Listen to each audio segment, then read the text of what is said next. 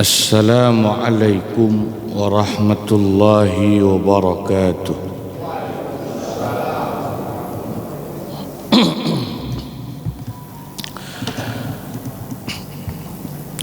Bismillahirrahmanirrahim.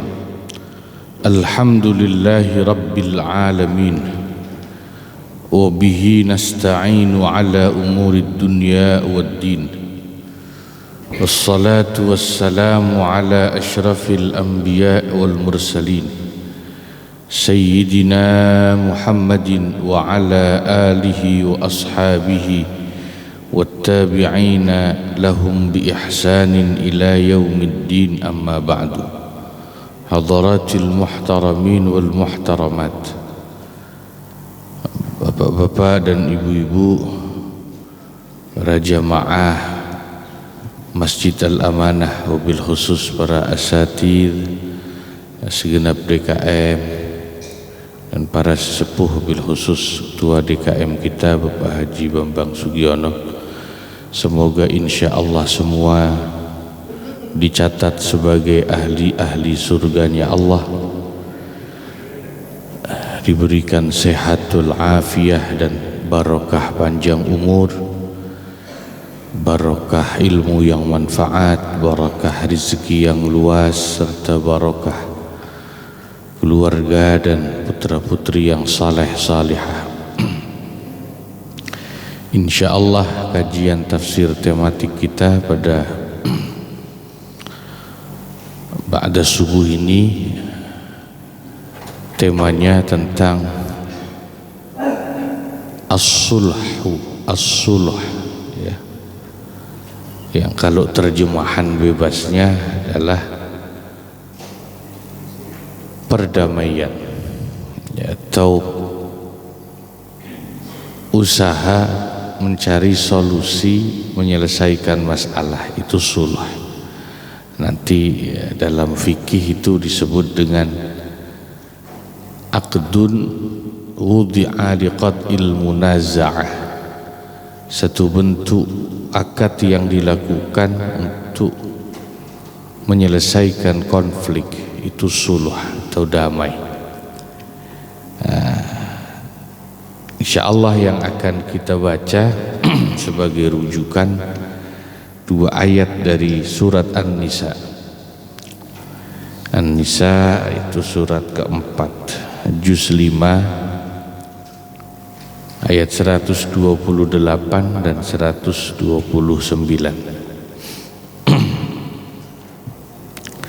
Ya, An-Nisa ayat 128 dan 129.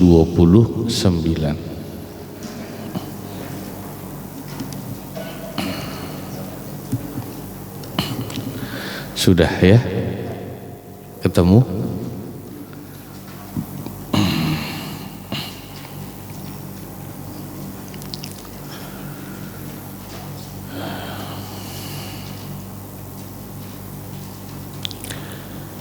A'udzu billahi minasy syaithanir rajim.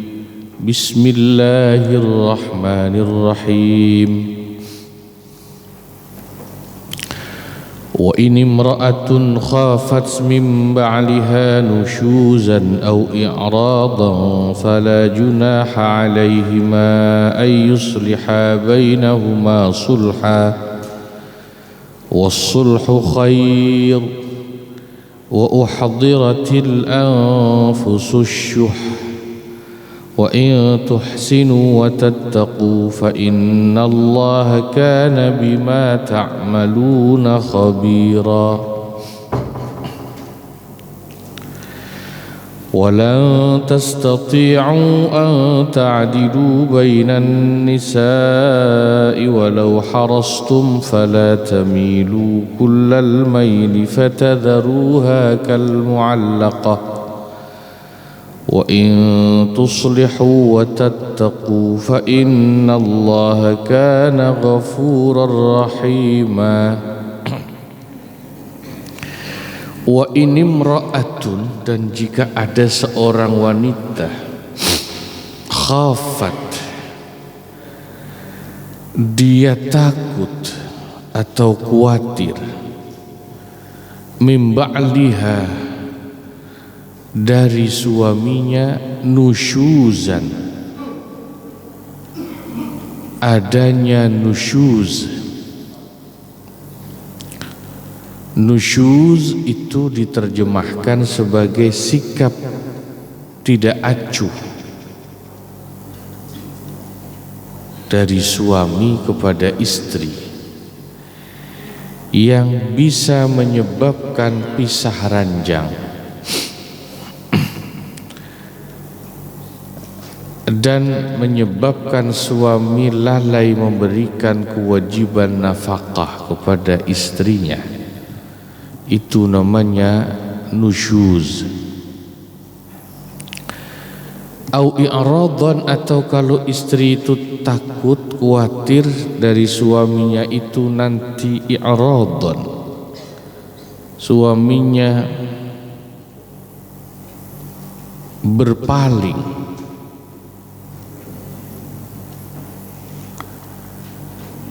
baik nusyuz atau i'radan itu mungkin terjadi dalam rumah tangga, boleh jadi karena suami marah kepada istri, boleh jadi karena suami terpikat wanita lain, ya. Nusyuz itu suami acuh dan lalai memberikan kewajiban nafkah. I'radan itu suaminya berpaling, ya, atau memalingkan muka. Fala junaha alaihima ayyusliha bainahuma sulha, maka tidak ada salahnya bagi kedua pihak, yakni suami istri itu, untuk mengadakan perdamaian dengan sungguh-sungguh. Sulha ayyusliha bainahuma sulha, perdamaian, damai, ya, mencari solusi menyelesaikan konflik itu. Wasulhu, adapun damai itu, nanti ini dipakai istilahnya dalam fikih, akad suluh, ya, ini dalilnya surat ayat ini. Wasulhu, adapun berdamai itu di antara suami istri, khairun, lebih baik.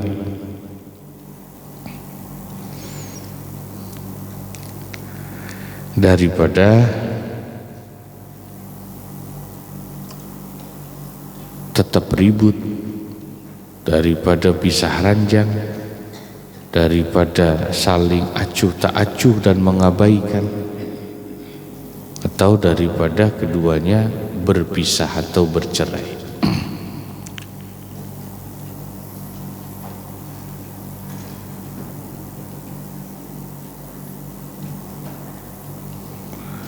Nah,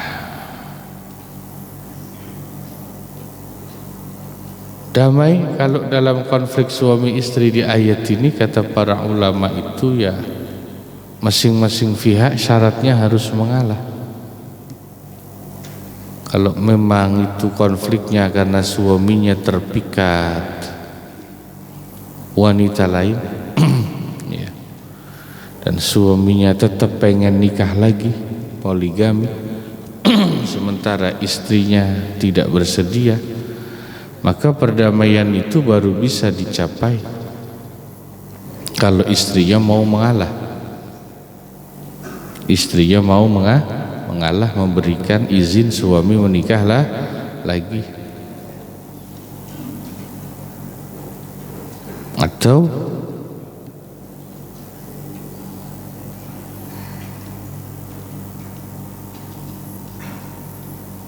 ya, suami juga mau sedikit menurunkan egonya, misalnya, ya, supaya istrinya mau ngalah ngasih izin nikah lagi, suami ngasih kompensasi ke istri pertama, misalnya gitu, ya, dikasihlah apa gitu. kontrakan 20 pintu misalnya biar diizinin supaya kawinlah lagi, ya apalah misalnya. Jadi prinsipnya itu ya syaratnya itu harus saling mengalah, itu baru damai. Kalau tidak ada yang mengalah dan tidak ada titik temu, tidak ada istilah damai itu, maka ya akhirnya ya bercerai. Ya suami istri itu pasti akan bercerai. Wa uhdiratil anfusus syuha. Nah ini.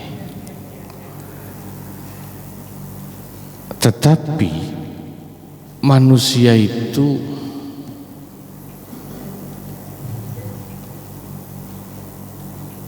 pada dasarnya punya sifat bakhil. Asyuha itu kikir. Nah, ini bahasanya indah Al-Quran itu. Manusia itu kikir itu tidak hanya pelit soal harta ya. Maksudnya begini, manusia itu seringkali kalau konflik itu kan bisa siapa saja, dengan siapa saja, termasuk dengan istri, dengan saudara bisa, dengan tetangga bisa, dengan orang lain bisa. Tapi di ayat ini kebetulan pembahasannya dengan istri konfliknya. Kenapa konflik kita itu kadang sulit diselesaikan, ditemukan kata damai? Karena manusia itu pada dasarnya masing-masing punya sifat bawaan kikir, asyuh itu. Bakhil itu artinya sulit mengalah, egonya tinggi. Jadi problem orang itu sulit damai ketika konflik dengan orang lain karena masing-masing pihak tidak mau merelakan sebagian haknya, tidak mau merelakan sebagian haknya, tidak mau mengalah. Dan itu pelitnya manusia itu diantaranya di situ.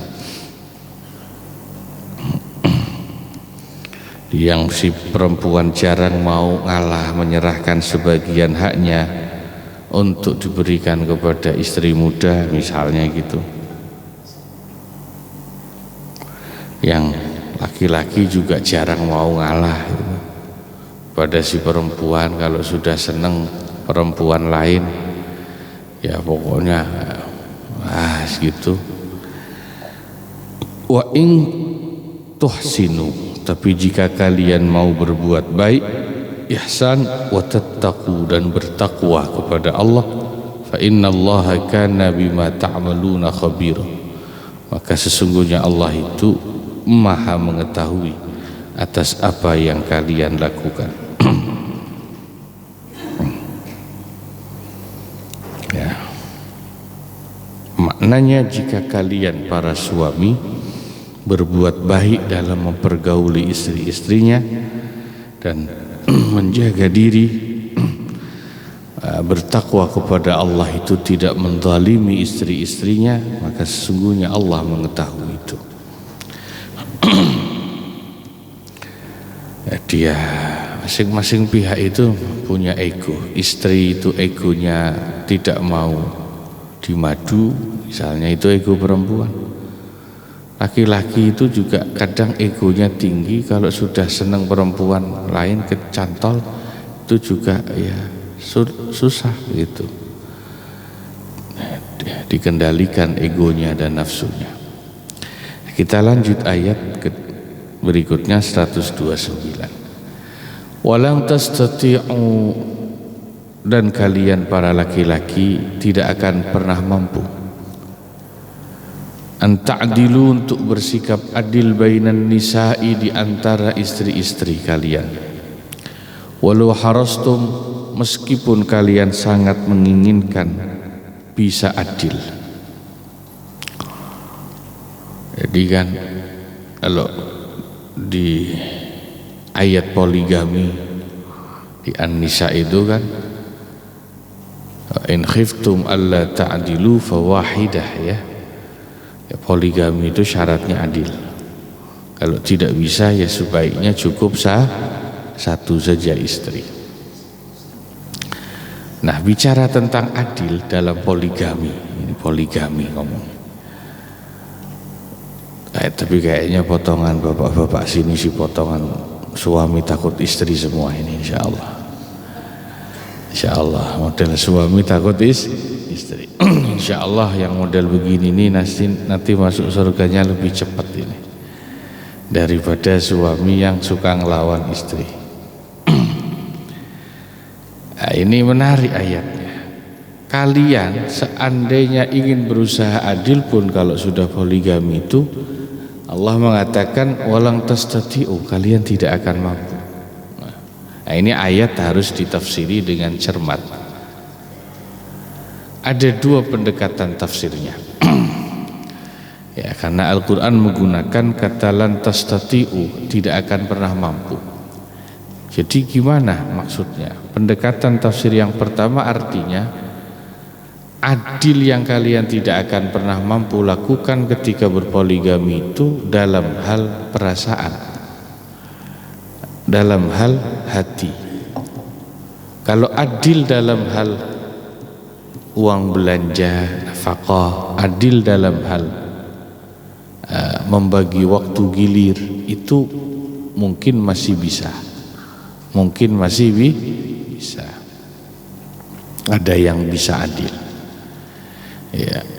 Rasulullah sallallahu alaihi wasallam ya, sebagai contoh kita kalau misalnya poligami itu, ya, beliau dalam hal nafkah adil kepada semua istrinya, dalam hal gilir adil sesuai tuntunan agama, tapi beliau sendiri mengakui tidak bisa adil dalam urusan hati itu. Itu Nabi itu. Apalagi kita, kalau poligami sudah pasti soal hati nggak mungkin bisa sama rata adil. Ya, nah, itu maknanya. Nah. Atau bisa pakai pendekatan tafsir yang kedua, bahwa ayat ini itu maksudnya tidak kemudian dipukul rata. Semua laki-laki pasti tidak adil kalau poligami, tapi kemungkinan besar semua laki-laki tidak adil. Yang bisa adil ketika poligami itu hanya sebagian kecil saja. Ya, seperti para nabi, ya, orang-orang pilihan. Kalau model orang umum ini ya insya Allah saya jamin kalau poligami tidak akan bisa adil.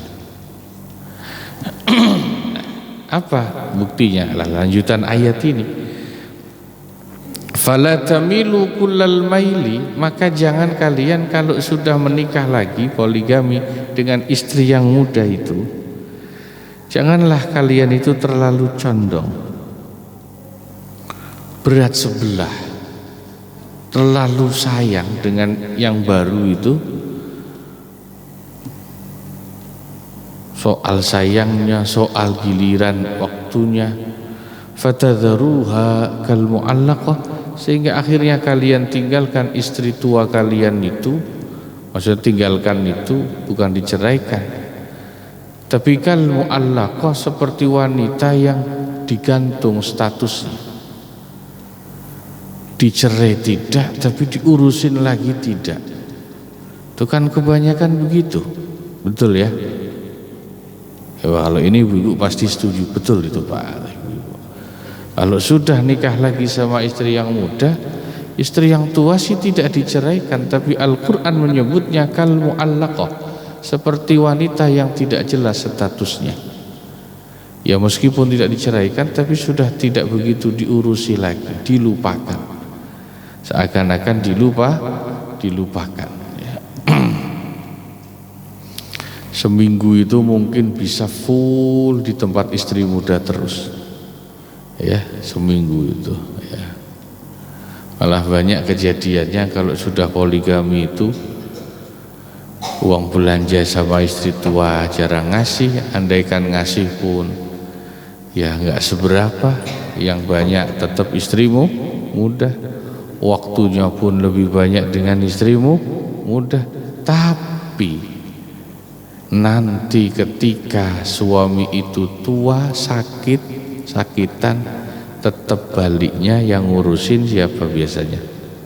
Istri tuh di mana-mana ceritanya begitu itu Pak. Ceritanya begitu ya. Ya tidak jauh ini dari tempat tinggal saya. Dari sini juga nggak jauh di Papanggo itu. Ya ada, sebutlah ya, beritanya sih sudah di mana-mana medsos. Orang yang namanya Pak Tarno, yang dulu magician, pesulap tapi setengah komedian ya, sering tampil di TV. Itu kan rumahnya di Gang 21 dulu. Dulu waktu masih sering ngisi di TV itu, Pak Tarno yang pesulap itu ya. Itu kontrakannya banyak Pak di Gang 21. Ya lumayan lah, masih laku di TV. Jadi kan orang ada masanya ya, begitu sudah tidak jarang di TV tampil, dia sakit parah, habis itu kontrakannya Pak, habis kontrakannya ya, buat berobat sakit parah itu, duitnya habis sama istri mudanya yang banyak itu, punya istri 2. Nah sekarang dia sudah nggak bisa apa-apa, sakit parah. Ya mungkin istri 2-nya yang ngabisin duit, istri mudanya yang ngabisin duitnya, tapi sekarang yang tetap ngurusin ngerawat ketika dia sakit istri itu tua. Itu ada itu beritanya kan. Gang 21 Papanggo kan agak dekat dari sini juga nggak terlalu jauh ya.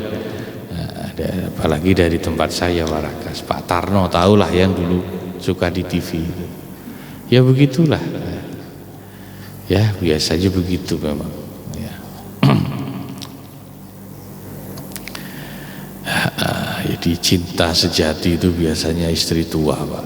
Cinta sejati itu istri itu tua. Wa in tuslihu, dan jika kalian mengadakan perjanjian damai suluh, mau berdamai dengan istri kalian, wa tattaqu, dan menjaga diri, fa innallaha kana ghafurur rahima, maka sesungguhnya Allah itu Maha Pengampun dan Maha Penyayang. Nah ini 2 ayat tentang akad suluh ya. Tapi 2 ayat ini secara khusus bicara konflik suami istri. Nanti dalam fikih itu akad suluh juga dibahas. Tidak hanya konflik suami istri, tapi lebih banyak porsinya yang dibahas itu ketika kita konflik dengan orang lain. Dan terutama konfliknya itu konflik menyangkut soal harta,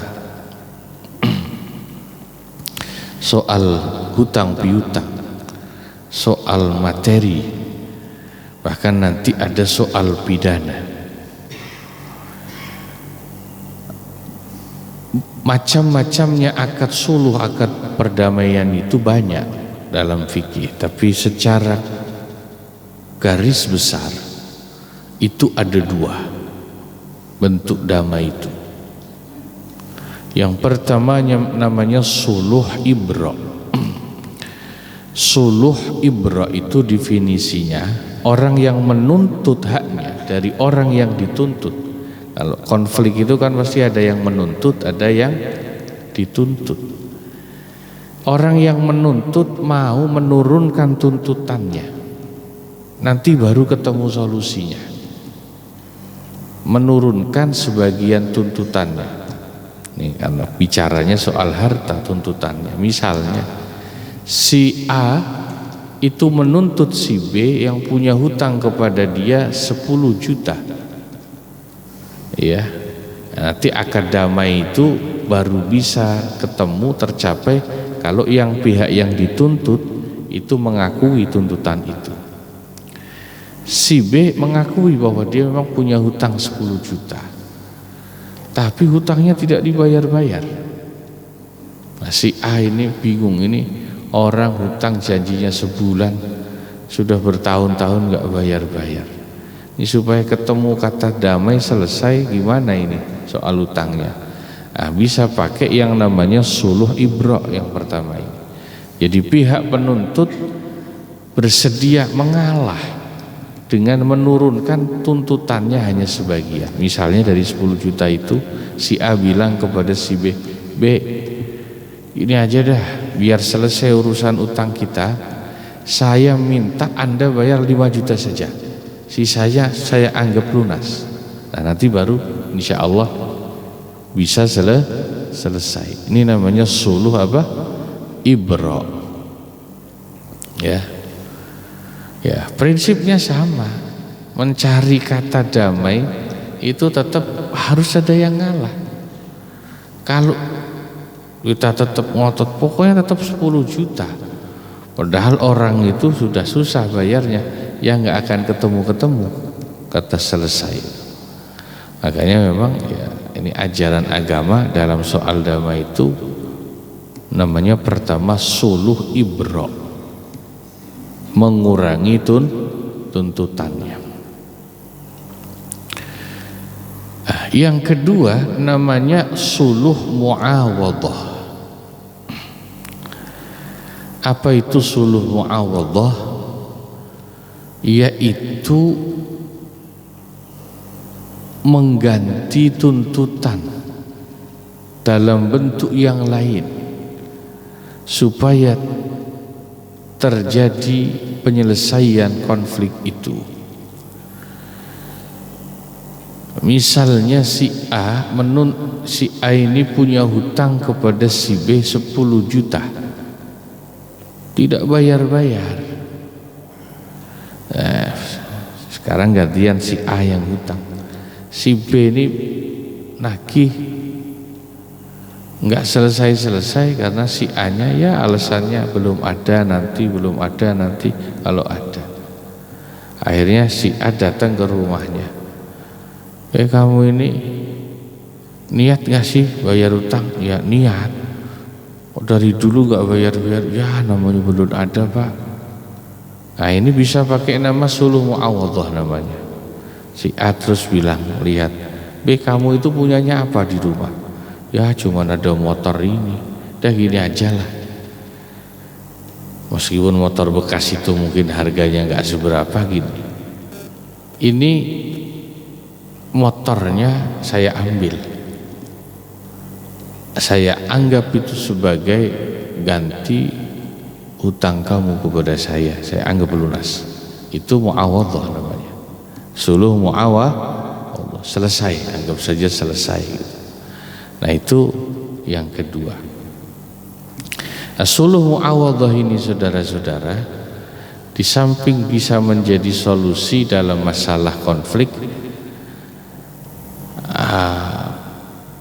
hutang piutang dan soal materi harta, juga bisa dipraktekkan dalam soal kasus pidana.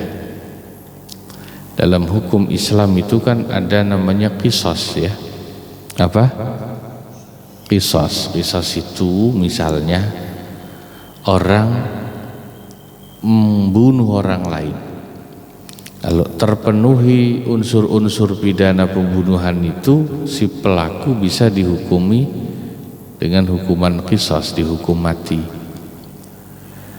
Itu hukuman matinya apakah bisa diganti? Bisa digantikan dengan perdamaian, selama semua ahli waris keluarga korban itu setuju dengan perdamaian itu. Tapi nanti tentu si pelaku tidak serta-merta dibebaskan begitu saja dari hukuman qisas atau hukuman mati, tapi pelaku pembunuhan itu dalam Islam diwajibkan membayar diat. Apa namanya? Diat. Uang kompensasi kepada ahli waris orang yang menjadi korban itu. Nah itu ya prakteknya suluh muawadhah. Pernah dengar? Kalau kita pakai aturan syariat Islam, ada TKI Indonesia kerja di Saudi, pernah dengar ya? Membunuh majikannya. Secara hukum di Saudi pakai hukum Islam, qisas, harus dihukum mati itu. Tapi kemudian lobby ya dibantu pemerintah kita tentu, kedutaan, Kementerian Luar Negeri, melobi keluarga majikannya itu supaya membatalkan tuntutan hukuman mati itu. Akhirnya ketemu kata sepakat bersedia, tapi harus bayar diat, denda atau kompensasi. Itu kalau dalam fikih 100 ekor unta atau seharga 100 ekor unta. Dulu kan pernah itu ya. Kalau dulu mungkin katakan harga unta itu dulu waktu kejadian berita itu 1 ekor 50 juta kali 100 berapa? 5 miliar. Nah, tentu TKI-nya nggak punya duit segitu kan, akhirnya pemerintah yang membantu untuk menebus diatnya itu 5 miliar. Itu dulu Pak, sudah berapa tahun yang lama beritanya. Kalau sekarang mungkin 1 ekor unta itu bisa jadi 100 juta harganya, tinggal dikalikan 100 juta kali 100 ekor 10M. Itu dikenal dalam Islam diat ya. Nah kalau di Indonesia tentu tidak pakai hukum itu, tapi prakteknya sama. Suluh mu'awadhah itu tetap dipakai. Contoh yang gampang, kita naik kendaraan nabrak orang, namanya kecelakaan gak sengaja lah, nabrak orangnya masuk rumah sakit. Nah itu kan aturannya pidana, kita bisa diproses kan, masuk polisi kita di BAP, tapi bisa tidak BAP-nya dihentikan supaya tidak langsung diproses di hukum? Bisa kan? Caranya gimana? Ya damai dengan keluarga korban dan keluarganya. Sudah Pak, damai saja Pak, nggak usah urusan polisi. Inilah gimana nih supaya damai, kita juga mau tanggung jawab. Urusan rumah sakit kita tanggung semua. Nanti kita ganti rugi kendaraannya, kita kasih kompensasi berapa, misalnya Bapak mau 100 juta, tawar menawar, sudah berapa ketemunya, deal, kan bisa selesai di luar hukum kan, bisa kan? Nah, itulah yang disebut suluh mu'awadhah, dan itu dibenarkan dalam Islam itu sebetulnya ya, jadi menyelesaikan konflik. Maka kalau dalam hadis itu Rasulullah sallallahu alaihi wasallam mengatakan as-sulhu jaizun bainal muslimin illa sulhan harrama halalan au ahalla haraman wal muslimuna ala syurutihim illa syartan harrama halalan au ahalla haraman. Suluh damai itu diperbolehkan di antara orang Islam yang ada konflik dan permusuhan, kecuali suluh atau damai yang merubah hukum, yang haram jadi halal, yang halal jadi haram. Misal ada ribut satu kampung dengan kampung lainnya, entah karena masalah apa, sudahlah kita selesaikanlah ini permusuhan kampung kita dengan kampung Anda. Oke, gimana supaya kita bisa damai ini, nggak berantem? Gini aja lah, kita duduk bareng, kita minum bareng ya, makan bareng ya, kita mabok nanti kita selesaikan itu. Gak ada lagi permusuhan. Damai yang begitu itu gak boleh, karena damainya dengan menghalalkan hukum yang sudah jelas haram. Kenapa? Pakai minum itu, damainya pakai minuman keras. Nah, kalau itu tidak boleh. Atau damainya dengan mengharamkan apa yang halal. Nah, dibalik, yang jelas-jelas halal diharamkan. Nah itu juga tidak boleh damai yang seperti itu. Nah, maka wal muslimuna ala syurutihim, kata Nabi, orang Islam itu dalam bentuk akad penyelesaian masalah mereka boleh memasukkan syarat-syarat, poin-poin kesepakatan yang mereka sepakati.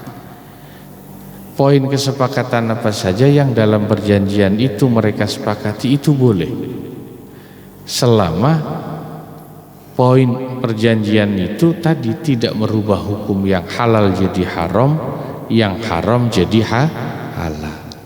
Nah ini saudara-saudara ya. Nah ini namanya suluh. Sebetulnya dalam kitab fikih ya masih banyak model-model suluh lainnya itu.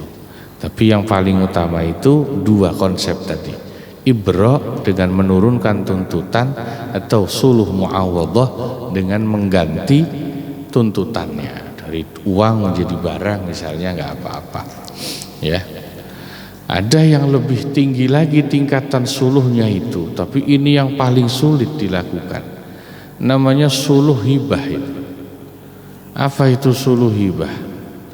Suluh hibah itu gini, membebaskan orang yang dituntut dari semua tuntutan. Nah itu yang paling hebat, tapi itu paling sulit. Misalnya Anda punya utang 10 juta sama saya, daripada kita ribut terus nggak akur-akur soal utang, udah dah saya ikhlasin aja dah utang sampean, saya anggap lunas. Nah itu yang paling bagus, tapi kan itu paling susah, sebab mengikhlaskan ya. Kalau 100-200 ribu uang kecil sih mungkin ya kita ikhlasin nggak masalah. Kalau hutangnya ratusan juta kan menyelesaikan ikhlasnya itu yang agak susah. Nah ini jamaah ya. Masya Allah. Nah, terakhir ini ya, soal poligami itu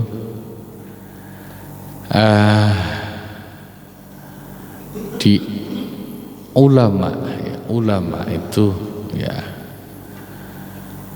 ada kan, ulama itu kan di samping ngaji juga seneng mengumpulkan doa-doa,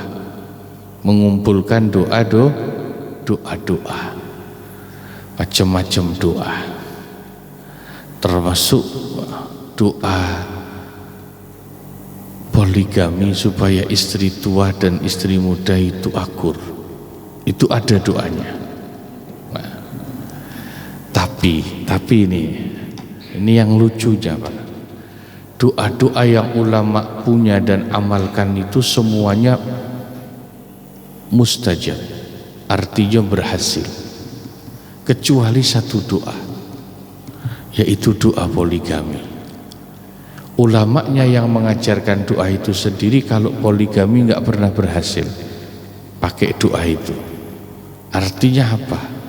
Nah ini ya saya kasih tahu. Jadi kalau Anda punya rencana poligami misalnya, atau Anda nyari doa ke ulama manapun, Pak Kiai, Pak Ustadz, tolong saya diberi doanya supaya istri tua dan istri muda rukun. Saya kasih tahu dari sekarang, satu-satunya doa yang gagal, tidak berhasil kalau dibaca sekalipun oleh para ulama adalah doa poligami.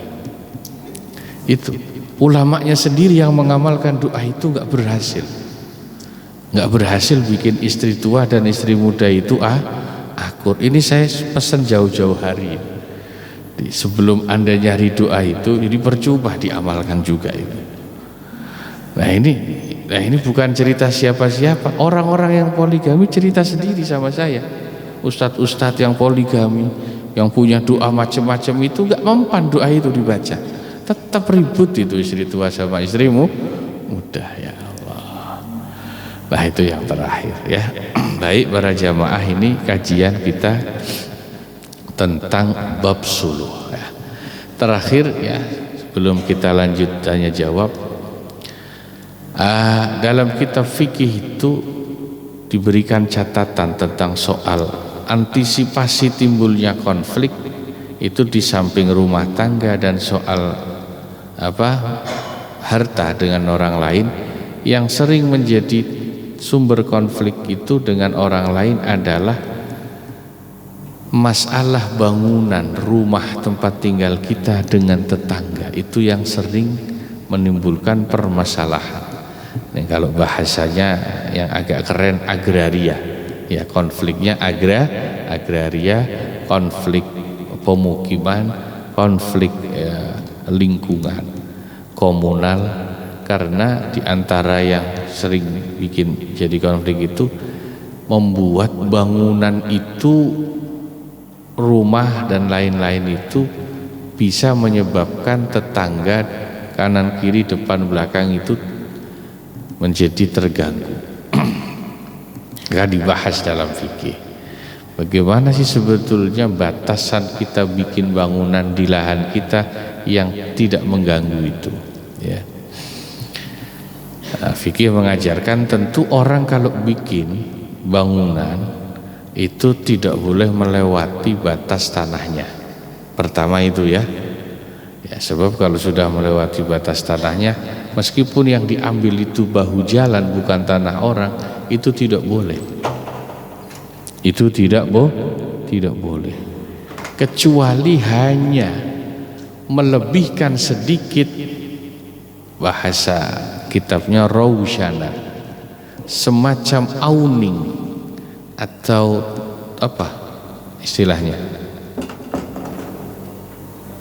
awning atau apa namanya, kanopi ya, melebihi batas lahannya sedikit menjorok ke jalan, selama tidak mengganggu pengguna jalan itu masih boleh, ya. Tapi kalau selain itu tidak boleh. Termasuk nih, ya, ada mungkin ya di beberapa saya lihat ya, orang itu bikin pagar itu sudah lewat batas tanahnya, atau tidak lewat batas tanahnya, Pak, tapi model pagarnya itu nanti mengganggu pengguna jalan karena bukaannya keluar. Ada yang bikin pagar begitu ya, itu kan mengganggu, Pak, karena begitu dia bukanya ke jalan, bukan masuk ke lahan dia. Itu kan hak pengguna jalan terganggu. Sudah gitu kalau dibuka kadang-kadang suka lupa nutup, malah jalannya pas-pasan, kendaraan lewat susah. Nah, itu tidak boleh, itu sumber konflik. Tanaman itu juga dibahas dalam fikih. Tidak boleh kita tanam di luar batas tanah kita, ya. Kalau terpaksa kemudian tanaman yang ada di lahan kita itu keluar sendiri, namanya tanaman kan tidak bisa diatur, daunnya, dahannya, rantingnya, karena sudah besar, ya maka itu resiko. Termasuk misalnya nyebrang daunnya, dahannya, rantingnya ke lahan tetangga, maka itu di luar kendali kita. Tapi fikih memberi kompensasi. Kalau pohon kita nyebrang ke tetangga, nyebrang ke jalan, maka hukumnya buah-buahan yang ada di pohon itu yang masuk ke lahan tetangga milik tetangga.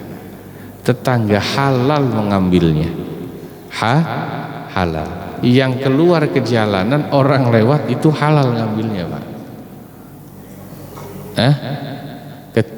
Itu hanya berlaku untuk pohon dan buah-buahan. Tapi kalau untuk binatang piaraan tidak berlaku hukum itu. Ya, kalau hukum itu berlaku buat ayam kita yang main ke tanah tetangga, wah repot, terus nanti jadi wah ini hak saya ini Pak, ayamnya masuk ke pekarangan saya soalnya. Ya, tidak bisa. Baik, Allahu a'lam bishawab. Kalau mungkin ada yang ingin ditanyakan sebelum kita tutup, saya persilahkan.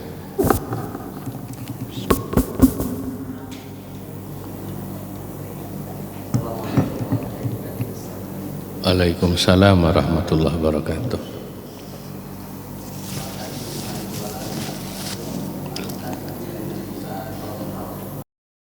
Itu sifatnya umum, Pak, karena di sini nggak disebutkan kecuali.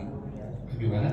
Sifatnya umum, jadi tidak akan bisa adil siapapun yang melakukan nikah Poligami. satu walan tastati'u ang tadilu bainan nisa'i walau harastum, walaupun ingin. Artinya di sini siapapun termasuk Nabi Muhammad mungkin. Kenapa? Karena ya Nabi kan istrinya lebih dari satu, dan cenderung kalau yang lebih muda itu ini, tetapi kan ada imbalannya. Seandainya paling tataku atau silihu gitu lah. Jadi itu imbalannya kalau kamu berbuat baik dan bertakwa, tidak apa-apa gitu loh Pak. Jadi artinya ini sampai kiamat pun beda dengan nabi tidaknya, tapi ini walan tastati'u ang tadilu bainan nisa'i. Betul. Makanya begini, kan tadi saya sudah katakan, lan itu memang dalam ilmu nahwu maknanya litakbi, tidak akan pernah bisa sampai kiamat ya. Nah, tapi yang dimaksud adil itu adil dalam hal apa? Nah itu kan. Nah, Al-Quran tidak menjelaskan adilnya dalam hal apa, hanya bilang kalian tidak akan pernah bisa adil. Tapi kan tidak disebutkan dalam hal apa. Nah, ulama memberikan penafsiran adil yang tidak akan pernah bisa itu adil dalam hal perasaan dan soal hati. Kalau soal memberi nafkah, ya kewajiban nafkah, ya memberi jatah giliran, itu masih ada yang bisa adil. Tidak semua orang tidak adil, ada yang bisa adil, ya. Maka di fikih kan diatur soal giliran itu, ya. Istri itu cara ngatur gilirannya ada itu, kalau istrinya bersekian ya berapa gilirannya, kalau istrinya sekian dan seterusnya. Ya. Nah, Nabi Muhammad SAW dalam satu hadis beliau sendiri mengatakan, ya Allah, inilah adilku yang aku usahakan kepada istri-istriku sesuai kemampuanku. Tetapi yang di luar kemampuanku, ya aku memang tidak sanggup untuk adil. Hadis itu kata ulama artinya begini, Nabi berusaha memenuhi kewajiban adilnya dalam nafkah, bisa beliau. Dalam soal gilir bisa. Tapi soal hati beliau sendiri ngakuin, di luar ini aku tidak mampu ya Allah. Nah berarti kan adil yang seperti itu yang bisa dan tidak bisa, ada dalam kemampuan manusia dan di luar kemampuan manusia. Yang di dalam kontrol manusia kalau mau berusaha adil ya dalam hal nafkah dan dalam hal apa? Giliran waktu. Kalau soal perasaan itu di luar kontrol manusia. Rasulullah sendiri mengakui, aku nggak sanggup kalau itu sudah di luar kemampuan manusia. Soal hati ya. Nah hati itu kan di luar kemampuan kita. Jangankan istrinya lebih dari satu, punya anak banyak saja, hati kita itu nggak bisa Pak adil dalam soal rasa kepada anak kita. Ada yang lebih, ada yang kurang, betul nggak? Kalau soal ngasih uangnya sama rata sama anak, insya Allah orang tua masih bisa adil. Tapi soal rasa sama anak itu kita sendiri itu sudah di luar kemampuan. Jadi itu penafsirannya ya. Nah itu bukan berarti kemudian kalau gitu orang nggak boleh poligami sama sekali dong. Karena ayatnya sendiri yang bilang tidak akan bisa adil. Ya tidak begitu juga. Tidak akan bisa adil dalam hal itu. Maka ulama tafsir punya penafsiran seperti itu. Saya kira itu clear ya. Terima kasih. Ya. Waalaikumsalam warahmatullahi wabarakatuh.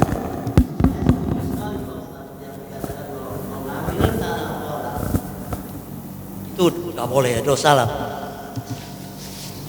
Sekarang pertanyaan saya gini Pak, memarkir mobil atau kendaraan di pinggir jalan umum itu dosa nggak? Tapi memarkir bukan dalam hitungan jam, berhari-hari,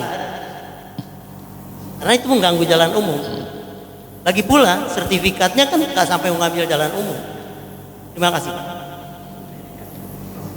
Mana menurut Bapak?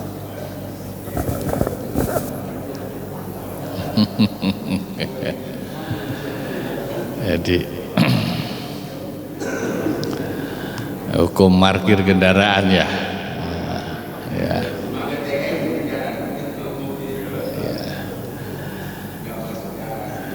Ini jalanan itu tapi sebetulnya nanti Pak ada kelas-kelas pembagiannya Pak. Itu nanti fikihnya agak detail itu. Ada jalan umum yang betul-betul umum, ada jalan umum tapi masuknya setengah tidak umum. Kayak komplek ini kan ya itu depan jalan umum tapi itu setengah tidak umum. Masuk ya, eksklusif wilayah komplek. Ada yang umum beneran kayak depan Mall Sunter gitu. Itu umumnya sudah beda kelasnya. Itu nanti hukumnya beda.